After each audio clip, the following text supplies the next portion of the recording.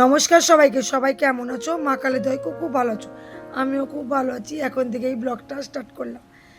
এখন ঘড়ির কাঁটা বাজে 9টার সময়। অনেকগুলো পান্তা ভাত রয়ে গেছে, কালকে যেহেতু রান্না করেছিলাম।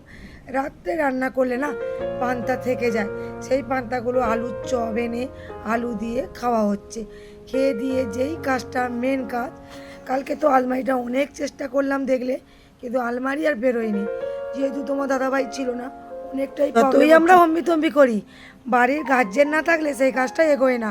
মানে তোমার দাদাভাই আজকে এসছে, মানে কালকে কলকাতা থেকে এসছে। আজকে উনি ডিরেকশান দিচ্ছে, যেহেতু ওখান থেকে বের করাতে হবে। আমি চলে এলাম আমার যাদের বাড়িতে, যেহেতু আমরা ওই রাস্তা দিয়ে আগে যাওয়া আসা করতাম। আর বল্টু দেখো আমাকে দেখে কি করছে, ওই জন্য চিনতেই পারে না।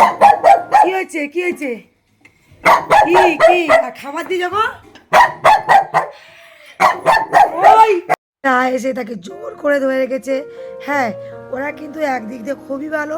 অচানা লেগলে যে ঘেউ ঘেউ করে, ওখানে কিন্তু লোক জানতে পারবে যে বাইরের লোক এসছে। কিন্তু যাই পারে, ও আমাকে দেখলে না চিনতে পারে না। কেন আমি জানি না, ও আমাকে ভুলে যায় নাকি জানি না। যাই পারো, এই রাস্তাটা দিয়ে আমরা এখন বের করাবো। ওই দরজাটা দিয়ে আগে যাওয়া আসা করতাম, তারপরে আলাদাভাবে সিঁড়ি করে নিয়েছিলাম। এই দরজাটা ওই জন্য আমি অফ রেখে রাখার জন্য এরা এই পাশে জিনিসপত্র রাখতো। এখন কি করব, অনেক চেষ্টা করলাম, কোনো দিক দিয়ে তো বেরোচ্ছে না। লাস্ট অপশান হচ্ছে এই দিক থেকেই বের করা যাবে। তাই শিমুল আর লম্বু এসেছিলো, এই জায়গাটা খালি করেছি, এখান থেকেই বের করাবো।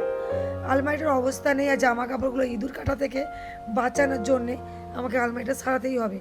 চলো বন্ধুরা, এবার আলমারিটা কত কষ্টে বের করানো চলছে দেখো। জায়গা সরু হলে না খুবই সমস্যা হয়ে যায় গো।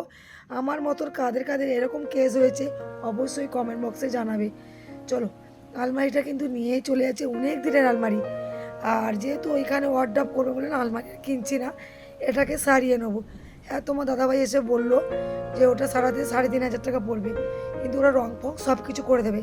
যখন আসবে তখন তো অবশ্যই দেখাবো।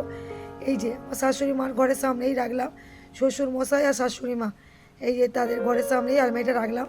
যেহেতু ভ্যানওয়ালা আসলে তারপরে নিয়ে যাওয়া হবে। তার মধ্যে আমি রান্না বান্না করে খেয়ে দিয়ে ডাইরেক্ট দোকানে চলে গেছিলাম।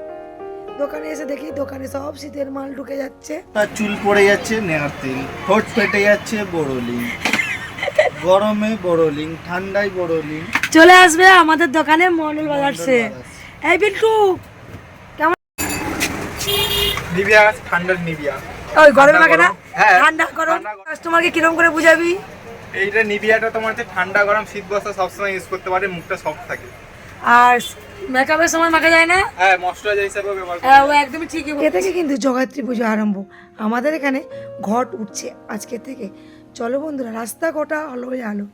আমাদের এখানে কিন্তু কাক দিবে খুব একটা জগাত্রী ঠাকুর ওঠে না, কিন্তু 7-8টা ওঠে। ওখানে বসতাম না না, তখন কিন্তু ঠাকুর দেখতে আসতাম আমি, আমার মেজো যাকে দেখলে না ওই কুকুরটা নিয়ে বসে আছে, আমরা দুজনেই যেতাম। সত্যি খুব ঘুরতাম দুজনে। এখন দোকান দোকান করে সব মাথা থেকে বেরিয়ে গেছে, ঠাকুর দেখতে আর যাওয়া হয় না গো, জগদ্ধাত্রী ঠাকুর। চলো বন্ধুরা, আমি আজকে কোথায় এসেছি অবশ্যই তোমরা বুঝতে পারবে একটু পরে। ভিডিওটা না টেনে দেখতে থাকো, ফোনে খুব সমস্যা হচ্ছিল। আমি কিন্তু অনেক দূর থেকে দাদাভাইয়ের কাছে এসেছিলাম, আর দাদাভাইয়ের দোকানটার নাম হচ্ছে আরতি পদ্মা হাউস। আর দাদাভাই কিন্তু এতটাই ভালো, এখনকার বাজারে কাউকে কিন্তু পাওয়া যায় না, মানে কেউ বলে দেয় না ফেসবুকের ব্যাপারে, কিন্তু এই দাদাভাইয়ের মতন মানুষ হয় না। সত্যি দাদাভাইয়ের কাছে এসে আমি খুব ভালো পেলাম। আর তোমরা অবশ্যই যদি ফোনের ব্যাপারে কিছু জানো না, যদি জানতে চাও দাদাভাইয়ের কাছে আসতে পারো। আর ইয়ং স্টাফের একটু ভিতর সাইডে ঢুকলেই পেয়ে যাবে আরতি পদ্মা হাউস। আর অবশ্যই এসে দাদাভাইয়ের মতন মানুষ হয় না।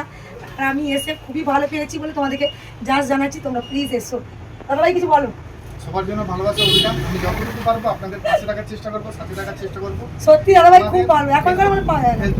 একটাই কাজ, সকলে হাতে হাত ধরে এগিয়ে যেতে হবে। এই দিদিভাইও এসছে আমার মতো। দিদিভাই বলো কেমন, আর দাদাভাই কি কেমন লাগে বলো। এই দাদাভাই সত্যি দাদাভাই বলবো কি, দাদাভাইয়ের মতনই কাজ করে বলো। অ্যাকচুয়ালি আমার সমস্ত কিছু দেখে দেওয়ার পেছনে হচ্ছে এই ভাই। সবাই বলবো তোমরাও এসো। দাদাভাই ফেসবুকের আইডিটার নাম একটু বলে দাও দাদাভাই। সুরজিৎ সিং। সবাই একটু দেখো, আর বেশি বেশি করে লাইক কমেন্ট করবে, আমার তরফ থেকে আমি বলে দিলাম। তোমরা কিন্তু করো, আমি তো করি। প্রচুর প্রবলেম হয়েছিল, তাই দাদাভাইয়ের কাছে গেছিলাম।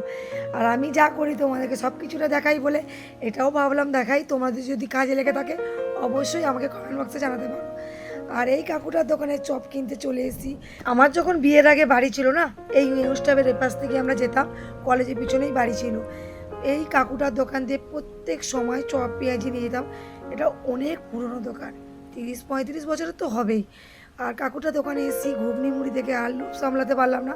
আর তোমরা তো দেখে থাকো আমি বাজারে কিন্তু ঘুগনি মুড়ি খুবই কম খাই, কিন্তু এখানে আমি লোভ আর সামলাতে পারলাম না। ঘুগনি মুড়ি, লঙ্কার চপ, হিংচের চপ সব খেয়ে একদম ডাইরেক্ট দোকানে চলে গেছিলাম। অনেকক্ষণ দোকানদারি করেছিলাম, তারপরে ভিতরের দোকানে কি করলাম দেখো। এখন বেশি ইয়ে করা যাবে না, সাজানো হয়ে গেছে মাল। এখানে আছে ইন্ডিয়া সব। হ্যাঁ, মন্ডল বাতাসে সব শীতের মাল ঢুকে গেছে, কোম্পানির মালও পেয়ে যাবে। বিয়ের শপিং অগ্রহায়ণ মাসে কিন্তু প্রচুর বিয়ে আছে। যাদের অগ্রহায়ণ মাসে প্রথমের দিকে লগ্ন আছে, ঝটপট চলে এসো, আমাদের কিন্তু প্রচুর কালেকশান চলে এসেছে। আর যাদের কালেকশান অবশ্যই হয়তো স্ক্রিনশট মেরে নিয়ে আসতে পারো, মোবাইলে ছবি দেখিয়ে অবশ্যই আনার চেষ্টা করব। আর যদি আমার ভিডিওটা ভালো লাগে লাইক কমেন্ট শেয়ার করে পাশে থেকো। যারা ইউটিউব থেকে দেখছো সাবস্ক্রাইব করে দিও, আর যারা ফেসবুক থেকে দেখছো চ্যানেলটাকে ফলো করে দিও। আর কে কোথা থেকে দেখছো জানাতে কিন্তু ভুলো না। চলো বন্ধুরা, অনেকটা রাত হয়েছে, এবার বাড়ির পথে রওনা দেবো। যেহেতু রাতটা বড় তো বাড়ি যেতে হবে, ঘুমোতে হবে, শরীরটাও ভালো।